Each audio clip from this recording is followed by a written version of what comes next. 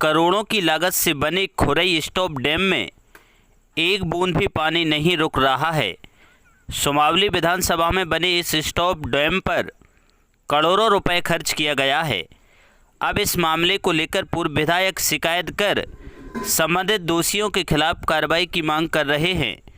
पूर्व विधायक का आरोप है कि उनके कार्यकाल के बाद बने इस स्टॉप डैम में जमकर भ्रष्टाचार हुआ है, जिस पर दोषियों के खिलाफ कड़ी कार्रवाई होनी चाहिए। क्या कुछ कहा है पूर्व विधायक सतपाल सिंह सिकरवार ने, सुनिए। काल में ही स्वीकृत हुआ खुरई पर और 2 करोड़ लगभग 67-68 लाख का ऐसे कुछ करिए उसका एस्टीमेट था।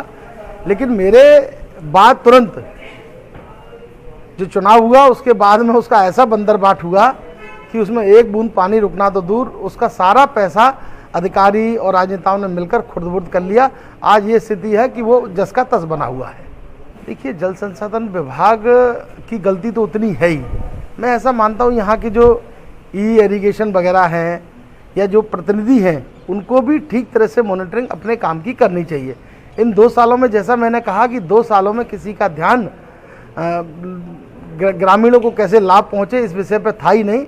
ये था कि कैसे हम चुनाव में सरकार गिराएं, कैसे लाभ प्राप्त करें। इस 2 वर्ष में जो 2-2.5 वर्ष में हुआ है, मुझे लगता है कि मुरैना के इतिहास में ये कभी नहीं होगा और ऐसा नहीं होना चाहिए था।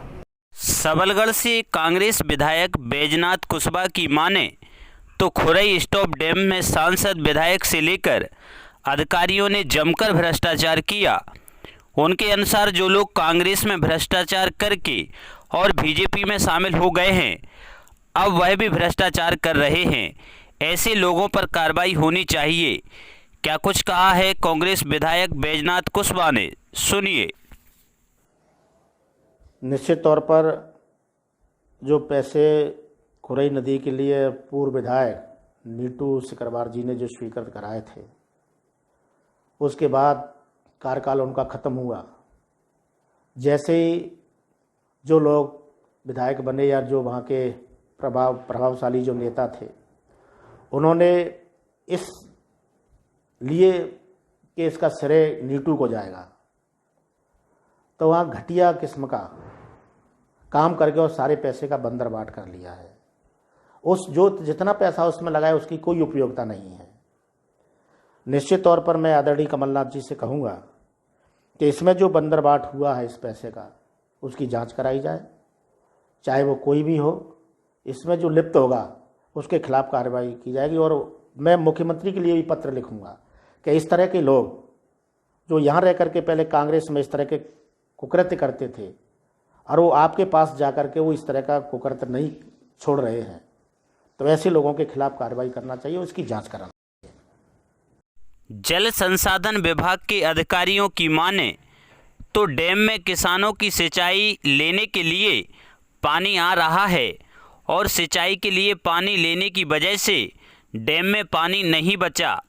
अधिकारियों का यह भी कहना है कि कैचमेंट एरिया में ट्रेवल बंद हो गया है, इसलिए छोटे छोटे स्टॉप डैम बढ़ाए जाने के कारण पानी नहीं रुका होगा।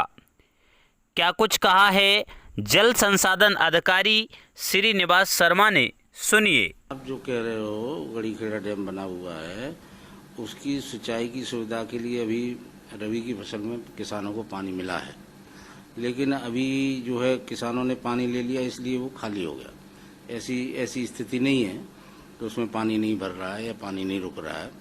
और अगर कोई ऐसी स्थिति है तो मैं स्वयं उसको जाके देख लेता हूँ, जिससे लोगों को पीने के लिए, सिंचाई के लिए और पशुओं के लिए पानी मिले।